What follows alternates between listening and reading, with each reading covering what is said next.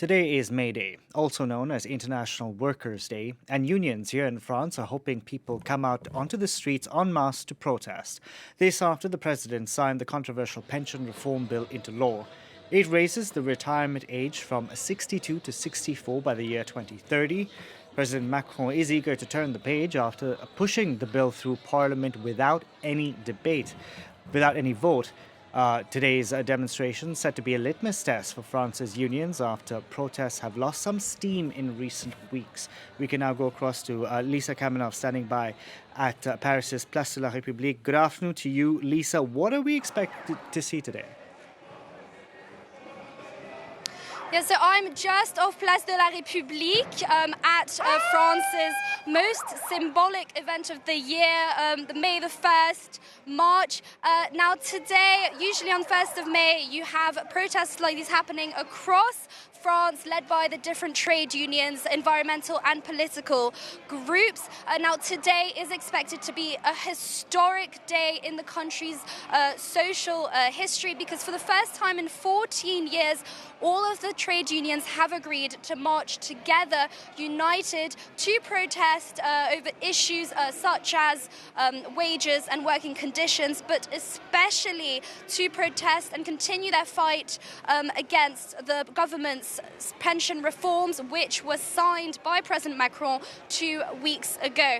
Now, behind me, you can see there's quite a sizable crowd gathering. The trade unions are expecting around 500,000 to 1.5 million protesters across the country. Now, the police estimate that the figure may just reach 500,000, and in Paris alone, 100,000. But we will have to see if the turnout lives up to the predicted figures, because if it does, it will be a record-breaking turnout and 4 times higher than the amount of people who came to May the 1st march last year. Now, of course, we are also expecting some members of extreme left and right groups, so there is fear that violence will break out. So the police presence is incredibly high, but in general, the aim is to maintain a very festive atmosphere. You can feel there's a new kind of energy here today because this day is so historic and meaningful. And of course, protests like these are happening in 300 locations across France, notably Marseille, Lille, Bordeaux and Toulouse. And Lisa, talk to us about the security presence, because every time there is a protest, now in Paris at least, there's a huge security presence, and I believe drones are being used for the second time.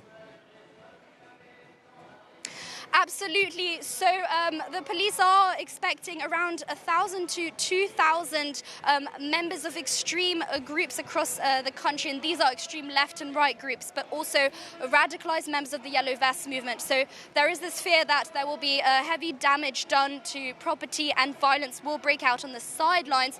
So in order to be fully prepared, they have mobilized 12,000 men, of which 5,000 will be in Paris alone. And as you said, for the second time, they will be using drones to survey the crowds and follow any violent clashes. Now, this move has been highly contested across social media, but the police did say the drones are not allowed to record audio, and they also are not allowed to have facial recognition. But in addition to these drones, the interimus has also asked for all the prefects of all the police to be present in every protest across France. As for the trade unions, the processions are meant to be very secure.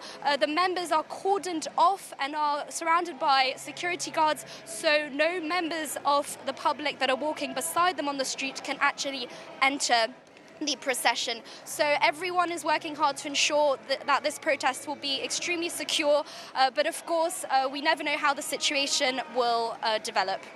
Lisa, thank you very much for that. Lisa Kamenov reporting now.